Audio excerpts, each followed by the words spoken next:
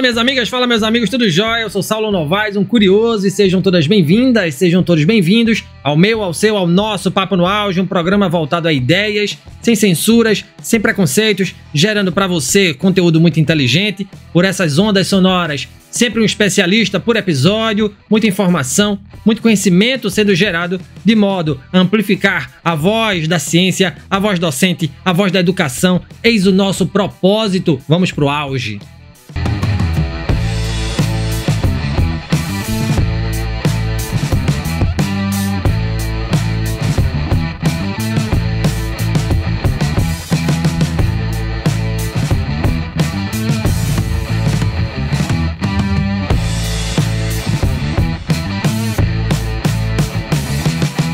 Abstração matemática é o processo de simplificar e generalizar conceitos do mundo real em modelos matemáticos, permitindo assim uma análise mais profunda e objetiva de fenômenos complexos. No cotidiano, usamos a matemática em diversas situações, como ao calcular orçamentos, planejar rotas ou medir quantidades. Mesmo em tarefas simples como cozinhar ou dividir uma conta, aplicamos princípios matemáticos sem perceber. Essa relação entre a abstração e a prática cotidiana mostra como a matemática é uma ferramenta essencial para a organização e resolução de problemas do dia a dia. E para discutir a matemática, seus postulados e sua aplicação prática, convidamos a este Papo no Auge o professor doutor Reinaldo Rezende.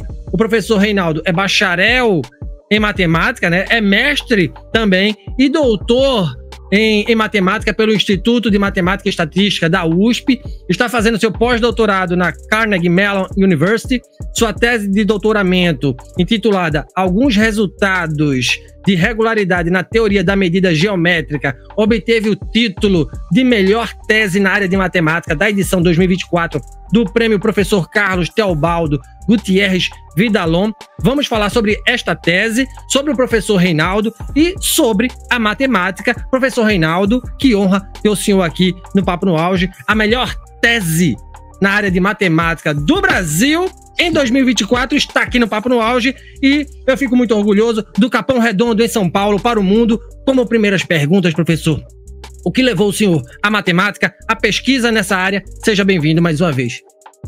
Oi, Paulo. Oi, Saulo, tudo bem?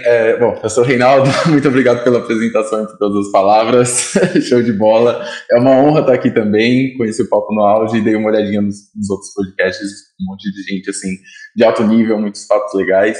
Então, e estamos quase chegando no 200º, né? Então, muito show de bola.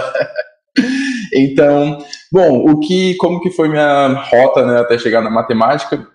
Inicialmente eu nem queria fazer matemática, inicialmente eu, tive um ensino público muito fraco, digamos assim, na escola do Capão ali, e acabei, tinha aquela mentalidade, né, meu pai é um segurança, minha mãe era dona de casa, então eles sempre priorizaram o meu estudo, mas eles não tinham noção de como esse mundo do estudo poderia gerar algo na vida, né, tipo, eles sabiam que é importante, mas eles não sabiam como que aquilo funcionava. Então eu tinha aquela mentalidade, vou acabar a escola, vou arrumar um trabalho. Eu até pensava em ser mecânico, era uma coisa que eu tinha na cabeça, eu quero trabalhar de mecânica, mexer em carro e pronto. Até que eu consegui o programa de Jovem Aprendiz, era um programa que eu acho que mudou de nome, agora é Jovem Cidadão, que tem em São Paulo, que é para menores trabalharem em grandes empresas e ter essa experiência logo cedo. E eu acabei trabalhando numa empresa que chama Sanofi Aventis, uma empresa farmacêutica gigantesca. E ali eu conheci algumas pessoas e eu fiz muita amizade com um rapaz que chama Gabriel Iga, que era estagiário ali na empresa, e tinha se formado na USP. Ele fez graduação em administração ali, nós tornamos muito amigos, assim, e ele acabou me apresentando o lado mais técnico, digamos, de como o estudo pode nos dar alguma coisa na vida, e me incentivou muito a começar a estudar. Falou, estuda, vai te gastar um tempo agora, você não vai arrumar um trabalho diretamente, mas enquanto seus amigos vão estar trabalhando e tudo mais, mas se você entra numa pública, as coisas mudam bastante lá na frente, né? E aí eu, comecei a conversar muito com ele, comecei a me interessar muito por economia lá na empresa, e aí acabei me cadastrando no cursinho da Poli. Aí quando eu acabei meu ensino médio, comecei um ano no cursinho da Poli, com a ideia de fazer economia. Porém, tive uns professores de matemática, assim, maravilhosos. Os caras eram, assim, absurdos, foram as melhores aulas de matemática, eram engraçados, eram didáticos, eram sensacionais. Era o Eduardo e a Thaís, professores de matemática no cursinho da Poli ali de Santa Amaro. E eles me incentivaram, sem nem saber, a ter esse gosto pela matemática. E aí, coisa de um mês antes da FUVEST, eu falei, porra, eu vou trocar. Eu não vou fazer mais economia, eu vou colocar matemática. Eu coloquei matemática, economia e engenharia, nessa ordem. Aí, bom, acabei passando e comecei a matemática a partir dali. E aí eu comecei a graduação na USP, fiz uma graduação comum, ainda estava meio na dúvida se ia fazer a pesquisa, se ia trabalhar em banco, aquela coisa toda entre, bom, ganhar dinheiro logo agora ou esperar mais um pouco e fazer alguma pesquisa, ganhar menos dinheiro também, mas fazer algo que você gosta mais, digamos assim. E acabei que no final da graduação ali eu comecei a me interessar mais por pesquisa, comecei a trabalhar com o professor Glaucio Terra, que foi meu orientador de iniciação científica na USP, e aí decidi começar o mestrado. Aí o mestrado eu conheci também o Stefano Nardulli, que acabou sendo meu orientador de doutorado, e o Stefano me introduziu nesse mundo da teoria geométrica da medida, que é onde eu fiz a minha pesquisa e minha tese. Muito massa, muito massa. O estudo sempre é um investimento de longo prazo, né? Sim, exatamente. É um investimento de longo prazo. E o Capão Redondo, eu tenho certeza que se orgulha muito da sua trajetória, tá, professor? Eu lembro muito do Mano Brown agora, né? Porque também é do Capão Redondo, né? Sim, veja, exatamente. Pois é. Veja, antes da gente falar sobre a sua tese, eu queria entender, professor, e isso era uma pergunta que sempre me tirou, assim, o sono, né? Me fez pensar muito. Por que a matemática é o calo de tanta gente cá no Brasil? E eu sei que esse problema não é só no Brasil, né? Qual é o grande gargalo do ensino da matemática aqui no país, hein? Pô, essa é uma pergunta profunda e complicada. Vamos tentar tocar um pouquinho aqui em algumas coisas. Também é uma pergunta que divide opiniões, então aqui eu vou dar a minha opinião, mas não é um consenso. Bom, cada pessoa vai ter uma opinião diferente, porque é um assunto bem delicado. Na minha opinião, a matemática é ensinada de uma maneira errada. Porque a matemática é muito focada em contas. Então, tipo, você aprende ali desde... Claro, você tem que aprender a lidar com números, você tem que aprender a fazer contas básicas, isso faz parte, sim. Mas no momento que você chega, por exemplo, no ensino médio, numa escola que tenha, assim, que segue bem uma grade de estudos, você começa a aprender umas coisas sem a motivação certa. O professor vai chegar e vai te ensinar, ok, esse aqui é o ciclo trigonométrico, esse é o seno, esse é o cosseno, esse é a tangente. E, bom... E você aprende a fazer contas com aquelas coisas. E é isso. E pra quê? Todo mundo quer saber o pra quê. Eu estudo matemática porque eu quero saber o pra quê que eu vou usar aquilo. História, português. E o que acontece é que nas outras disciplinas é mais claro entender o porquê que aquelas coisas são importantes. Então, no português, por que é importante saber o português? Porque é importante saber se comunicar, é importante saber escrever um bom texto. Porque é importante saber história? Porque, bom, é claro que a história influencia em tudo que acontece no nosso país hoje, politicamente, em todos os sentidos. Então, é muito claro ver exatamente aonde a gente vai aplicar aquilo. E por que é interessante ter um conhecimento básico naquelas coisas. Agora, a matemática. Bom, eu não sei o que é o segundo trigonométrico, mas eu jogo no computador e ele me dá a resposta que eu preciso. Acabou. Para que eu preciso aprender o que é um ciclo trigonométrico? Para que eu preciso aprender a fazer essas contas? Então, eu acho que o foco não está no lugar certo. Porque a matemática, ela é importante, obviamente, fazer todas as contas, saber lidar com números para o dia a dia, porém, querido ou não, o argumento de, mas eu tenho uma calculadora, é válido na maioria dos casos. Você precisa fazer suas contas no final do mês para ver se você vai ter dinheiro para comprar o pão, entendeu? Você põe na calculadora, sai a conta, você não precisa saber matemática. Então, se você foca naquilo, claramente para o estudante vai ser, mas isso é inútil. Eu consigo fazer isso sem precisar aprender. Então, eu acho que o foco está no lugar errado. A matemática é muito mais que isso. A matemática é um jeito de raciocinar, é um tipo de raciocínio lógico. Isso é o mais importante por trás da matemática. É o raciocínio lógico que você aprende para lidar com aquelas coisas. Porque a matemática é feita de... Bom, isso a gente não aprende no ensino médio, a gente aprende mais na graduação, numa faculdade, mas a matemática é feita de axiomas, e a partir daqueles axiomas você deduz propriedades, a partir daquelas propriedades você deduz aplicações. Então tem uma sequência lógica de raciocínio. que nas matérias humanas é um pouco mais complicada de ser vistas, porque tem toda a questão da opinião, tem toda a questão de cada pessoa pensar de um jeito. Na matemática, não. Um número é um número, a conta dá uma conta e pronto, acabou. Então, são tipos de raciocínios completamente diferentes. E na história, quando você vai aprender uma matéria das humanas, ou você vai aprender algo, sociologia, por exemplo, é claro o tipo de raciocínio que você tem que ter. Você tem que ter suas opiniões, você tem que ter todo o seu background atrás de você, que te faz ser a pessoa que você é, ter aquela opinião e defender aquilo. Na matemática, isso nunca é ensinado. Na matemática, o raciocínio matemático não é ensinado. A fazer contas é ensinado. Então, eu acho que isso é um grande problema nas escolas e até em uns cursos de matemática de faculdade mesmo. Sempre é o foco, fazer contas, aprender as coisas sem uma justificativa. Mas é importante saber ciclo trigonométrico e derivadas porque engenheiro usa para construir ponte. É a coisa que as pessoas mais falam. Porém, se o cara não vai ser engenheiro, ele não tá nem aí. Deixa o engenheiro construir a ponte e eu passo por cima dela e acabou. Só que, de novo, é a questão do raciocínio que para mim é a parte importante, na minha opinião, é ali que deveria ser focado o ensino da matemática. Porque fica também mais claro do porquê que é útil você ter aquele tipo de raciocínio para aplicar em outras áreas da vida, por exemplo. Muito massa a sua fala. Veja, me permita fazer uma breve digressão, né? Eu sou professor de português, eu sou formado em letras, tenho formação em administração, e a parte que eu mais gostava na administração era a administração financeira, né? Adorava aquilo ali, adorava. Porém, eu fiz escola técnica, que hoje é IF. Eu fiz um curso de edificações. E, né, quem passava, eu não sei como é que tá hoje, eu acredito que o nível é bem alto ainda, permanece alto.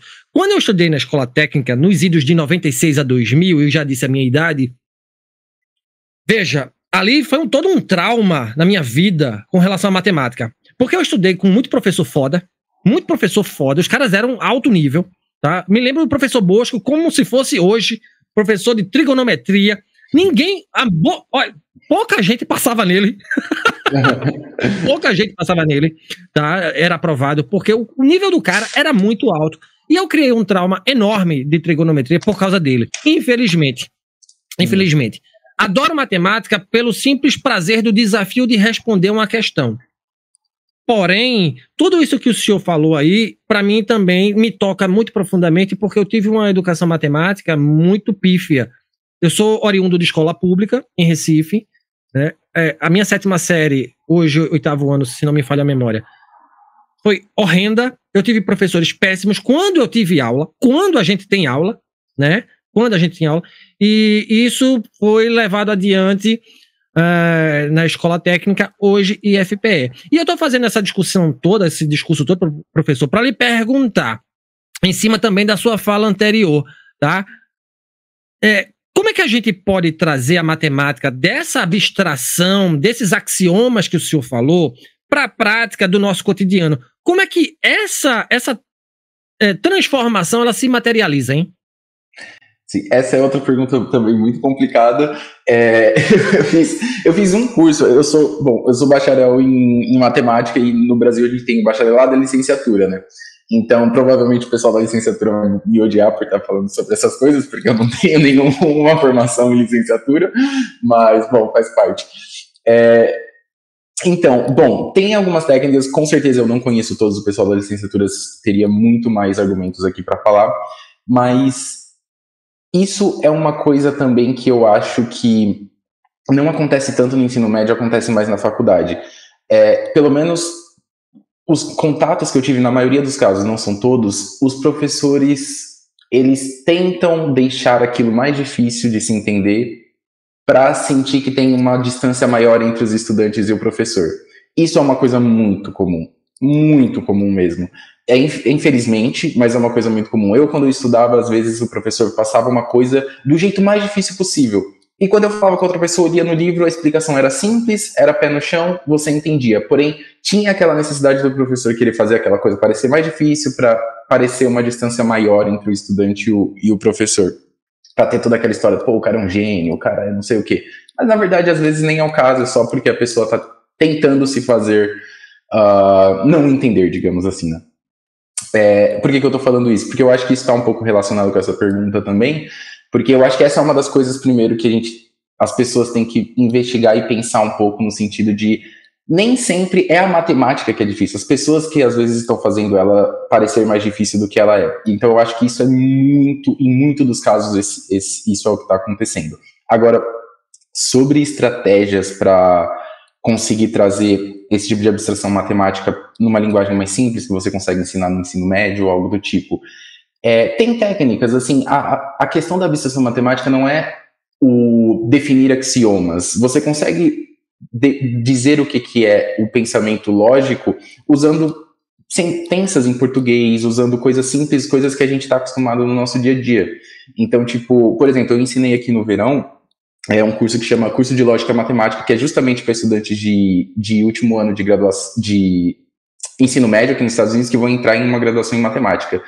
E a maioria dos exemplos que eu dava eram exemplos do tipo, você precisa negar uma sentença. Então você tem, por exemplo, bom, o Pedro colocou o copo na mesa ou o João desligou a luz, certo? Qual que é a negativa dessa sentença? Bom, não é simples a resposta, você tem um raciocínio por trás que você tem que fazer, aquele e vira um ou, porque tem outras duas oportunidades, ao invés das duas serem concomitantes. E é uma coisa que, assim, não tem dificuldade. Você consegue explicar, claro, no curso de um ano inteiro, no curso de uma escola, você consegue explicar essas coisas para uma criança, para um estudante de 14 anos, você já consegue discutir esse tipo de coisa sem muita dificuldade, certo? E as pessoas simplesmente não escolhem fazer esse tipo de coisa. Então, eu acho que existem muitas técnicas, por exemplo, tentando simplificar o conteúdo de maneira que ainda assim é rigoroso, por exemplo, esse exemplo que eu te dei, seria uma delas, porém, no caso das faculdades, isso também cutuca um pouco o ego dos professores, e no caso do ensino médio também mexe um pouco em toda a reformulação do sistema de ensino brasileiro, e isso a gente sabe que é um problema gigantesco. Mas existem táticas, sim. A parte é mais difícil fazerem as pessoas aceitar que essas novas táticas devem ser introduzidas do que a existência das práticas em si. Concordo muito com a sua fala. Veja, vamos agora entrar mais propriamente no seu trabalho, na sua tese, porque o senhor foi agraciado com o prêmio Professor Carlos Teobaldo Gutierrez Vidalon, organizado pela Sociedade Brasileira de Matemática e pelo Instituto de Ciências Matemáticas e Computação da USP de São Carlos. O prêmio é atribuído anualmente à melhor tese de doutorado em matemática defendida em programas de pós-graduação reconhecidos pelo MEC, pelo Ministério da Educação do Brasil, considerando aí os quesitos originalidade e qualidade. A sua tese leva o título Alguns resultados de regularidade na teoria da medida geométrica. Na prática, do que trata o seu trabalho, laureado, professor? Ok. Outra pergunta difícil, tô gostando dessas perguntas. Tá fazendo eu pensar bastante. Ok, vamos lá. A minha tese ela tem um problema que pode ser visto como uma qualidade, na verdade, mas também faz mais difícil falar dela, que os resultados que a gente obteve acabam sendo bem diferentes sobre problemas diferentes. Então é bem difícil falar, não dá para falar da minha tese inteira como uma coisa unificada, porque os problemas são verdadeiramente diferentes. Porém, geralmente eu foco mais no problema que pelo menos tomou o maior número de páginas, então eu diria que é o problema principal da minha tese nesse sentido, que são os problemas de minimização. Eles são conhecidos como os problemas de minimização. Bom, vamos tentar entender o que eu quero dizer com esses problemas de minimização.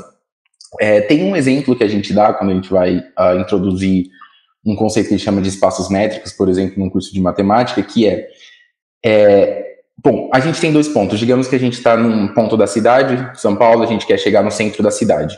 Qual que seria o caminho ideal e o caminho mais rápido e mais curto? Uma reta, certo? Você flutua por cima da cidade e vai numa reta até o centro. Não tem como fazer melhor que isso. No momento que você começa a curvar, você começa a adicionar caminho e distância. Sabemos que isso é completamente irrealista. Se você não sabe voar, você não tem um helicóptero, certo? Você precisa andar no chão. Porém, andar no chão, você não consegue numa reta. Você tem várias obstruções no seu caminho. Prédios, quarteirões, e seja lá o que for que tiver na sua cidade. Então, e esse normalmente é chamado a métrica do taxista, justamente por isso, porque o taxista precisa chegar do ponto A ao B, ele não vai chegar numa reta, ele vai começar a fazer curvas porque ele precisa, seguir as leis da cidade. Então, a gente tem essas outras noções de métricas, digamos assim, de distância, que são muito naturais, por exemplo, essa do taxista. E os meus problemas de minimização, eles tratam de problemas do tipo, ok, dada uma métrica, dada uma obstrução ao seu problema, por exemplo, esse chegar ao ponto A e B, mas ter todo um caminho agora obstruído por prédios e tudo mais, como que a gente acha o caminho que minimiza a distância, por exemplo? Como que a gente acha o caminho que chega do A ao B com a menor distância possível? Bom, o GPS faz esse trabalho para a gente, porém por trás da construção de um GPS tem toda uma comunidade de engenharia, de cientistas da computação, matemáticos, físicos, que estudam esses problemas para fazer essas coisas serem possíveis. Então o problema de minimização que eu estudo na minha tese é desse tipo. A gente tem um problema que tem certas obstruções e dentro dessas obstruções desse problema, a gente tenta achar o que seria o resultado da nossa minimização, nesse caso do exemplo de distância. E aí o que acontece? Na matemática abstrata, a gente não estuda problemas separadamente. Então, eu não vou pegar a métrica do taxista, como o exemplo que eu te dei, pegar esse problema e resolver esse problema e te dar uma solução para esse problema. O que a gente faz na matemática abstrata é, a gente pega as principais propriedades desse problema. Então, a gente tem essa métrica do taxista. Vamos dizer que essa métrica do taxista satisfaz que, a cidade hoje está toda obstruída. Então, no mínimo, vai demorar 1 hora para chegar desse ponto A ao ponto B. Então, ele tem uma propriedade que ele satisfaz. Então, em vez de falar da métrica dos taxistas, a gente vai falar de todas as métricas que satisfaz essa propriedade de demorar no mínimo 1 hora. Então, a gente abstrai todo o problema para um contexto mais geral que inclui todos esses exemplos que a gente quer entender. Nesse nível de abstração, a gente resolve o problema. A gente fala, ok, com essas propriedades, eu consigo te dizer que o problema é solucionado desse jeito. E aí, os físicos ou os engenheiros que têm interesse em resolver um problema específico, eles vão pegar um artigo do matemático que prova nesse contexto generalizado e vão adaptar todo aquele artigo com os dados específicos daquele problema que eles estão tentando estudar, fazer toda a modelagem deles e aí dar a aplicação direta que a gente vê na palma das nossas mãos no dia a dia. Porém, na matemática abstrata, a gente faz nesse sentido. A gente tenta englobar o máximo de problemas diferentes possíveis, portanto, fica um pouco uma coisa mais difícil de ler, mais abstrata e tudo mais, porém que pode ser aplicado em várias situações diferentes. E aí vem os matemáticos aplicados também, engenheiros físicos, que pegam essas coisas, colocam os dados deles, fazem toda uma modelação, não é trivial, também o trabalho deles, obviamente, para chegar num GPS que chega na palma das nossas mãos e a gente tem a usabilidade dessas coisas no dia a dia. Mais ou menos nesse sentido, não sei se ficou claro o suficiente. Sensacional. Eu vou esmiuçar, na verdade, eu vou querer que o senhor esmiuce, né? Onde é que ela está, no caso, a originalidade e a criatividade da sua tese? E se a gente pudesse ser mais específico, onde é que eu posso aplicar esse seu estudo? Por exemplo, eu posso aplicar isso transporte e logística? Creio que sim, né? Ok. Respondendo a segunda pergunta primeiro, isso depende muito, assim, isso é um pouco complicado da ciência nessa parte.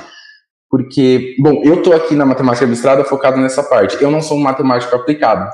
Então, eu faço essa teoria abstrata, mas honestamente, eu nem sei como as pessoas estão aplicando. Eu tenho uma ideia dos tipos de problemas que as pessoas vão aplicar, porém, eu não conheço bem as técnicas que os engenheiros usam, porque tem toda uma teoria aplicada por trás que eu não estudei, sabe? Então, eu não sei exatamente como que o pessoal pega e usa toda a teoria que eu desenvolvi nos casos aplicados deles. E, às vezes, eles têm até que modificar um pouco as coisas que eu fiz, porque o contexto deles não cai exatamente dentro daquele contexto dos meus resultados. E isso é verdade para todo mundo, então é uma coisa geral. Então, assim, eu tenho uma ideia de onde que essas coisas podem ser aplicadas. Esse tipo de problema seria, com certeza, todo tipo de problema de minimização de distância, de minimização de gastos, por exemplo, se uma empresa está tentando lançar um produto ou lançar uma propaganda de marketing, algo do tipo, e está tentando minimizar o gasto que ela vai ter, tendo que ela tem várias variáveis de gasto com marketing, com impressão de coisas e o que for, é um problema de minimização. Então, em teoria, sim, a minha tese pode ser aplicada. Agora, como vai ser aplicada é uma coisa que foge completamente do meu background. Porém, iria nesse sentido. Qualquer tipo de problema de minimização que você pode imaginar tem relação com com algumas das coisas que a gente desenvolveu na minha tese. E agora sobre a originalidade e da minha tese, né, o porquê que ela ganhou o prêmio Gutierrez. Bom, o que eu acredito que é do porquê que ela ganhou é que a gente, a gente vive num mundo que, digamos assim, é 3-dimensional, certo? A gente vive num mundo que tem 3 dimensões. E os nossos problemas, as nossas superfícies, geralmente são coisas que são unidimensionais, digamos assim. Por exemplo, a gente vive num mundo 3-dimensional, mas a gente tem um taxista que está saindo do ponto A para o ponto B e ele está percorrendo uma distância. Isso é uma linha, certo? Ok, não é uma linha reta, mas é uma linha toda quebradinha que o taxista está percorrendo. Que seria uma coisa unidimensional, digamos assim, porque é uma linha. A minha tese, a gente estuda coisas que a gente chama de codimensões mais altas. Então, a gente estuda problemas no espaço dimensional, por exemplo, R10, R1000, R1 milhão, e coisas também que tem qualquer dimensão ali dentro. Então, a gente estuda, por exemplo, caminhos assim que tem dimensão 20 no espaço de dimensão 1 milhão, por exemplo. Então, aí está um pouco da originalidade, porque é um pouco difícil pular da dimensão do mundo real, que é a dimensão 3 para essas dimensões quaisquer, e a gente tem umas técnicas, a gente introduziu também uns conceitos para conseguir lidar com esse tipo de problema. Então, esse seria um pouco o lado da questão da originalidade, e agora o porquê que a gente se importa, né? Porque eu tô falando aqui espaços de dimensão 100, 1 milhão, mas que é isso, né? Tipo, o cara do português, o cara da história vai olhar e falar, mas o que você tá falando? Eu vivo no mundo real, eu não quero saber de espaços de dimensão 1 milhão. Mas o ponto esses espaços eles aparecem naturalmente porque para a matemática a dimensão é a quantidade de variáveis, entre aspas, para não entrar em tecnicismos, é a quantidade de variáveis. Então, se você tem uma empresa tentando minimizar um custo de uma propaganda de marketing, digamos assim, ela vai ter, bom, eu não sou de marketing, então não vou saber listar perfeitamente, mas ela vai ter custos de impressão, ela vai ter custos ligados com publicidade, vai ter custos administrativos. Cada uma dessas coisas podem ser contadas como uma variável do problema da empresa. Então, aqui a gente já listou 4. A gente já listou 4. Tem muito mais, porque, bom, não sei como que as empresas rodam, mas a gente sabe que tem muitos processos. Cada processo vai ser contado como uma variável. Logo, surge o problema de como que a gente lidar com espaços de dimensões com mais variáveis do que 3. Então, nesse contexto, uma empresa tem 100 variáveis para conseguir chegar na minimização de custo final. Bom, ok, a minha tese está estudando um espaço de 100 variáveis e está te dando um approach, está te dando uma maneira de também trabalhar com isso. Muito foda, hein? Muito foda. Alto nível, alto nível.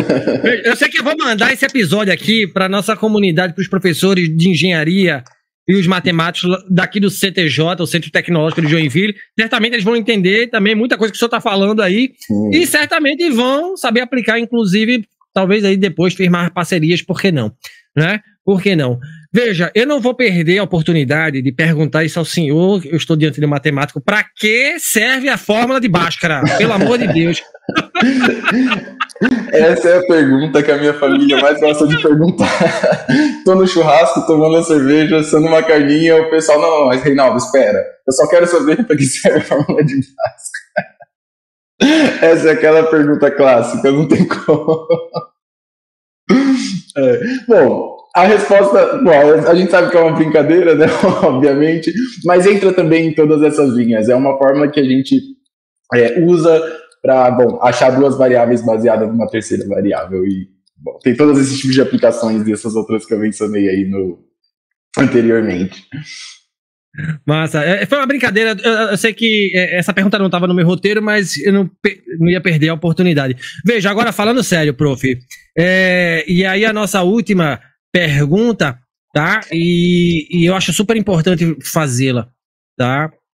Como é que a gente faz para formar mais professores e pesquisadores de matemática e afins, dada a escassez de profissionais nessas áreas? Tá? Essa é uma primeira pergunta. Como é que é possível termos mais Reinaldos por aí, saindo do Capão Redondo e de outras muitas comunidades periféricas do Brasil, indo bater nos Estados Unidos, tendo suas teses laureadas como as melhores do Brasil nas suas respectivas áreas, professor? Ok.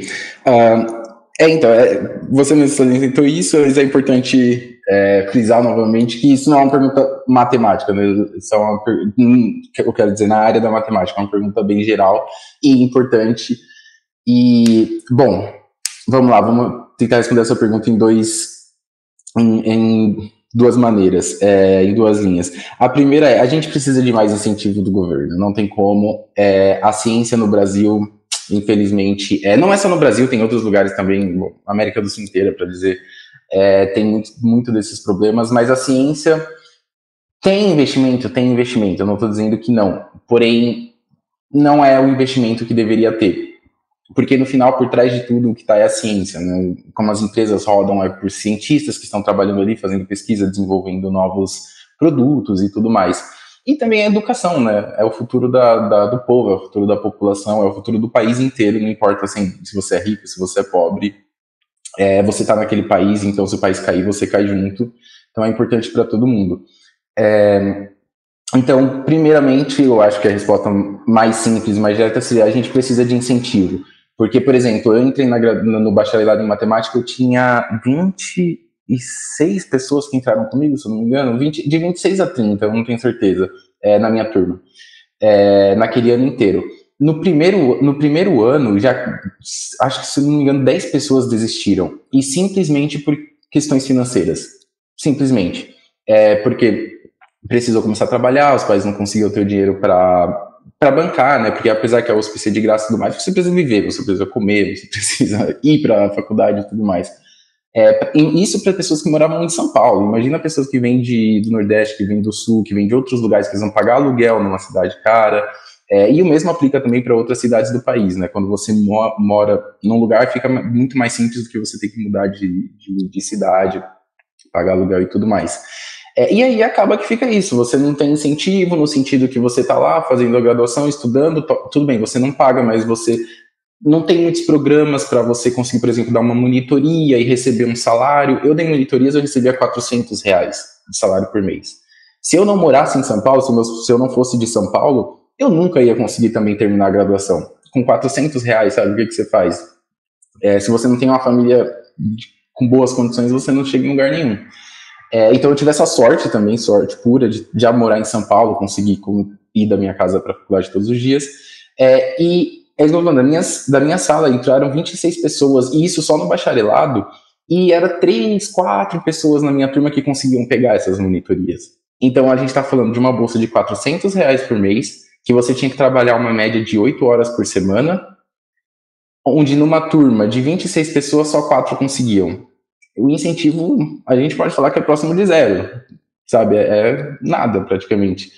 Então, falta muito incentivo financeiro do governo, do país, ao começo da graduação ali mesmo, e também depois no mestrado e no doutorado, para manter as pessoas ali.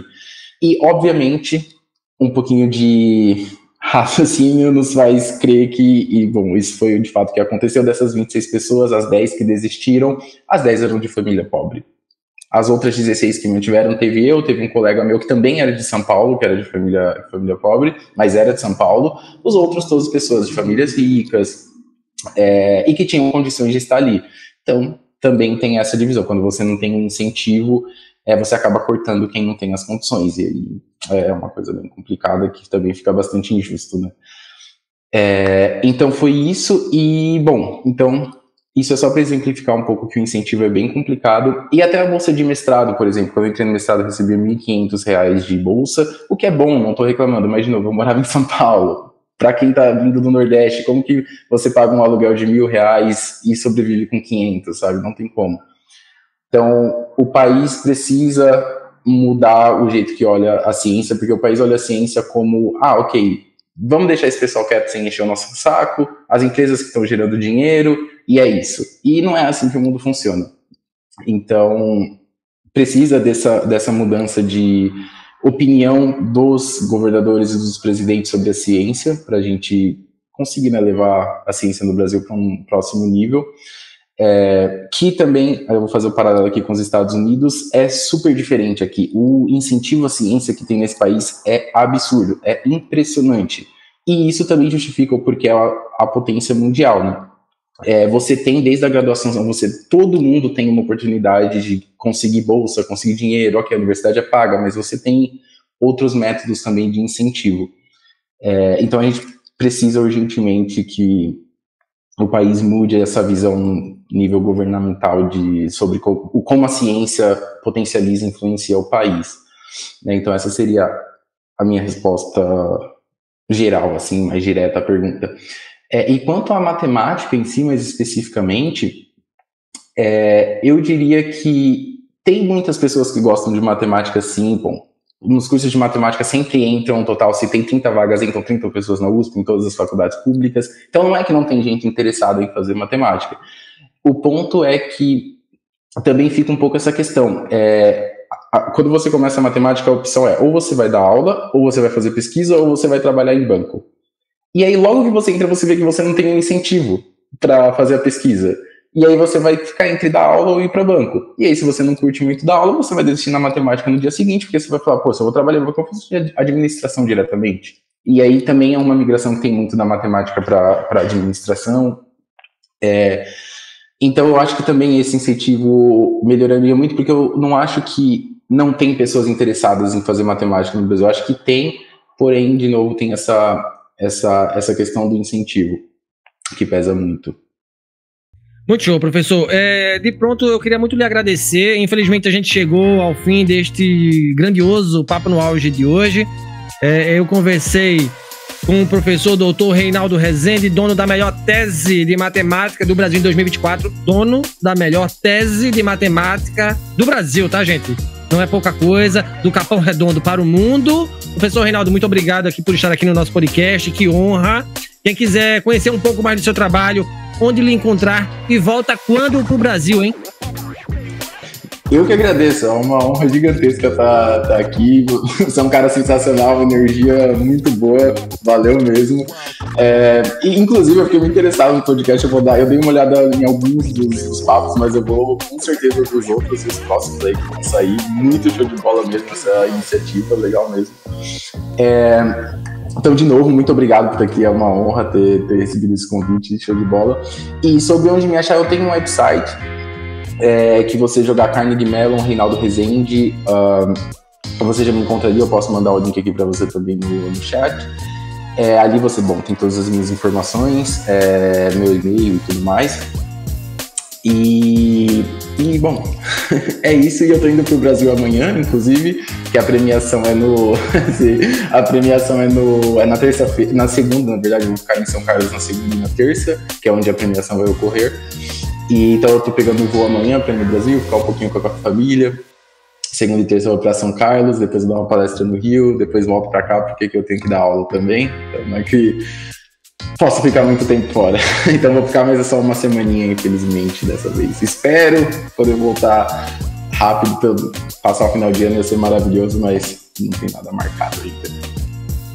Ai, que massa, que pena, professor, que pena, vai ficar pouco e que tá vindo receber essa grande premiação, merece, muito merecedor, um espírito vivaz, e eu acho que a gente que vem de periferia, e isso me inclui também, a gente tem que ser muito resiliente, né? Eu não queria nem usar essa palavra porque resiliente você tem que, aquele estado em que você se altera e depois volta à forma original, né?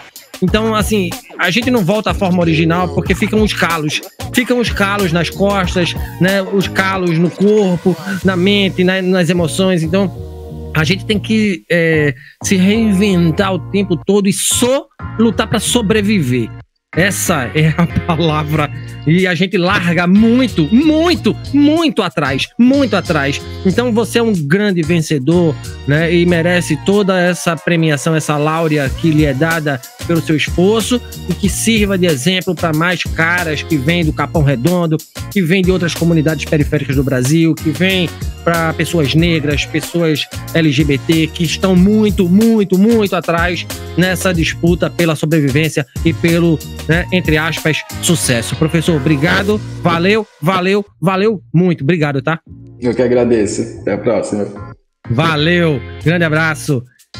E se você gostou desse conteúdo, não esqueça de avaliar o podcast Papo no Auge nas plataformas de áudio e de vídeo. No Spotify, avalie o nosso programa conferindo as 5 estrelinhas. No YouTube, deixe o seu like. Em ambas, deixe o seu comentário. Assim você faz com que o nosso conteúdo atinja mais gente. Nas mídias sociais, nos siga.